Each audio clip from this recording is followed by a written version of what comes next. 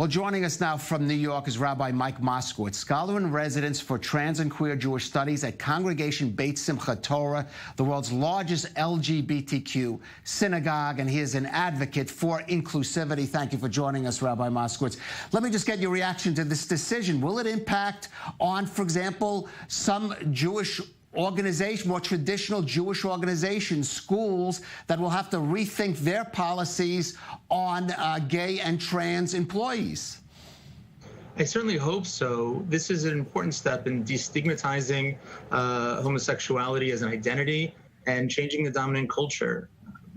Homophobia is much more of an abomination in that it actually forces people to be in the closet and often marry in heteronormative relationships that then lead to really what the Torah addresses, and people being dishonest in relationships and unfaithful. And so when the world was in a worse place and people suffered in silence, there wasn't as much of a choice as there is today. But today, young people especially don't want to choose between a religious identity and a queer identity or gender identity. And so being able to have models in schools and in the workplace and to remove, one of the many kind of macro aggressions against that community is really significant.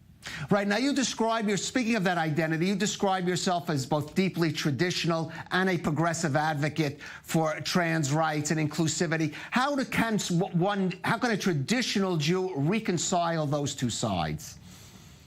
Well, sure. The first is that gender identity and sexual orientation obviously are very different.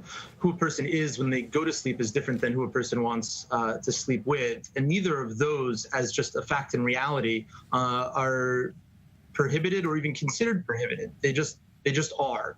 And so when society refuses to acknowledge the reality of that existence, so then all sorts of deviations and perversions happen. And so the first step within society, and certainly in a religious context, is being the most authentic and genuine version of self. And so if we can't acknowledge who people are in their relationship with God, then anything that comes after is going to be predicated on a lie.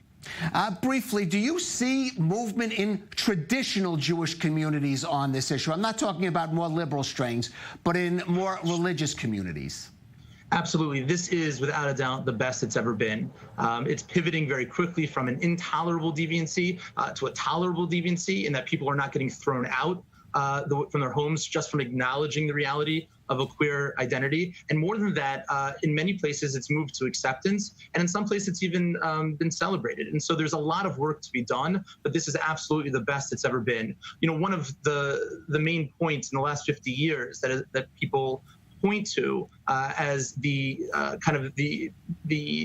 tool of change is in making it more personal. It's really easy to hate people and things that you've never met or experienced. And now, even in ultra-orthodox and Haredi and Hasidic and Litvish communities, most people know somebody, if not in their immediate family, in their community, in the LGBT community. And when a person knows somebody and loves them and see that they're a wonderful human, and then find out they happen to be queer, so then it's a very different conversation than just when it's about prejudice and the phobia. Well, we'll see if the Supreme Court decision ends up moving that process along or not. Rabbi Mike Moskowitz from Congregation Beit Simchat Torah in New York, thank you for joining us on The Rundown.